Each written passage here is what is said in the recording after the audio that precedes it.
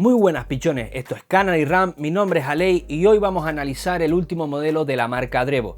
Se trata del Drevo Blade Master Pro. ¡Al lío! A ver. En realidad iba a ser una review como estaba haciendo anteriormente, pero esto no lo considero una review como tal porque básicamente no pienso grabar y editar las cosas dos veces. Si queréis una review más a fondo sobre estos teclados, podéis ir al vídeo del Drevo Blade Master TE, que lo tengo en el canal y lo pondré por aquí. Empecemos.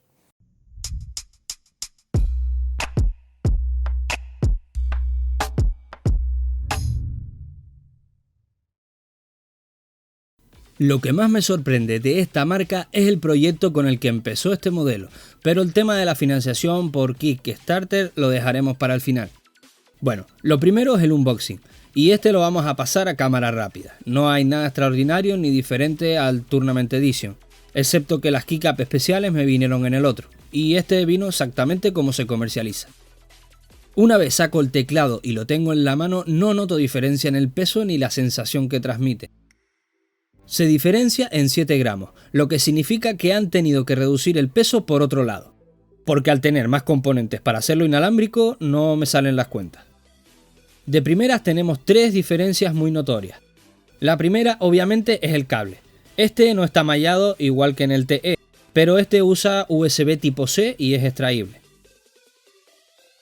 La segunda, su color.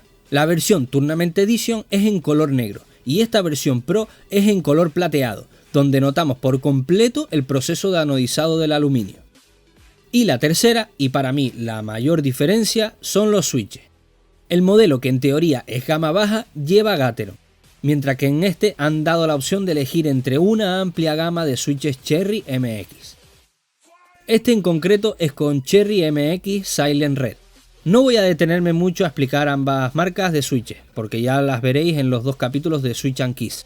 Pero principalmente en este modelo de switches la diferencia en su feedback es alucinante. Para mí son los switches favoritos tanto para jugar como para estar varias horas escribiendo. En general el teclado es menos silencioso, pero de lo que pecan casi todos los teclados que montan switches más silenciosos es la barra espaciadora. No limitan el golpeo de la barra contra la cara interna del backplate y genera un ruido horroroso.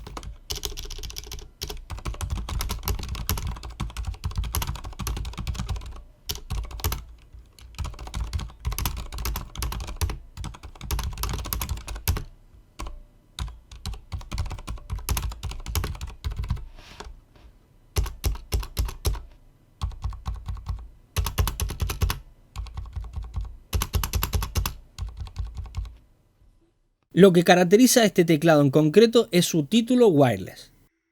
Tiene conexión triple, 2 de ellas de manera inalámbrica, y como cabe esperar con el cable USB tipo C.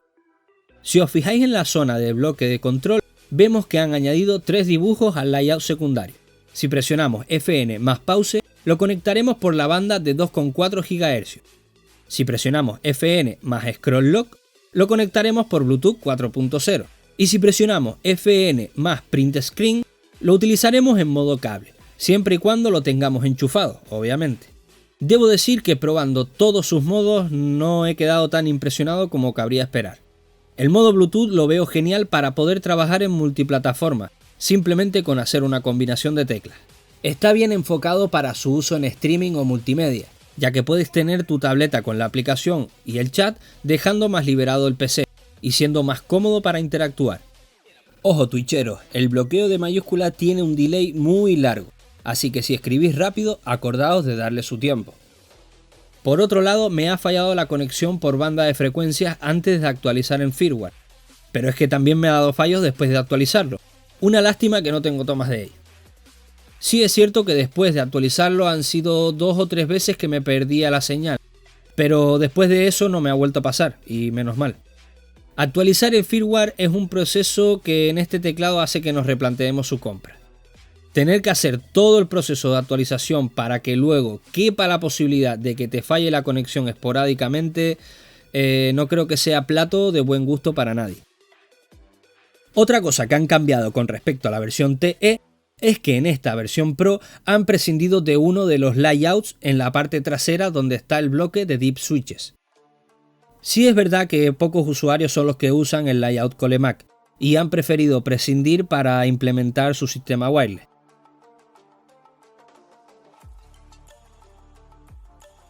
Pasando a la iluminación, es exactamente igual que la de su hermano pequeño, el TE. Sigue teniendo las pérdidas de luz entre LEDs en la tira inferior, y por si no fuera poco, añadimos un fallo en la zona de la rueda. De verdad, ¿tanto costaba aislar los LED indicadores?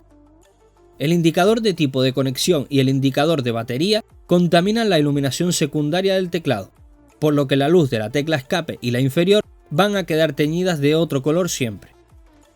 En cuanto al indicador de la batería, lo podemos encontrar en tres modos. Apagado significa que la batería tiene suficiente carga. De color rojo significa que ha entrado en modo batería baja. Y en amarillo, que indica que está cargando.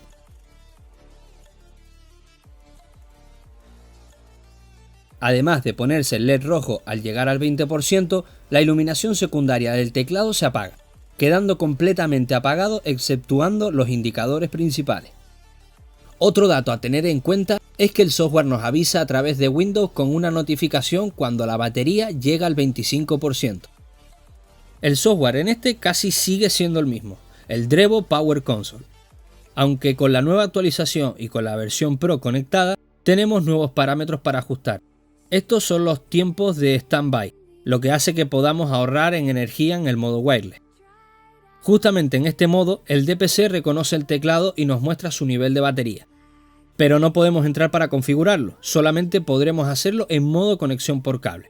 ¿De qué sirve un teclado wireless si tengo que conectarlo por cable para poder cambiar ajustes? No tiene sentido.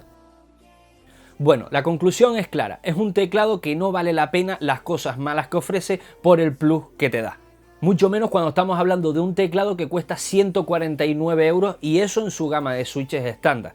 Este en concreto cuesta 159 al ser switches un poco más exclusivos. Por ese rango de precios seguro que encontramos un teclado que nos parezca mejor que este. Y es una pena sabiendo que el Tournament Edition es el mejor teclado por menos de 90 €. Algo que tampoco me hace gracia son las baterías de litio.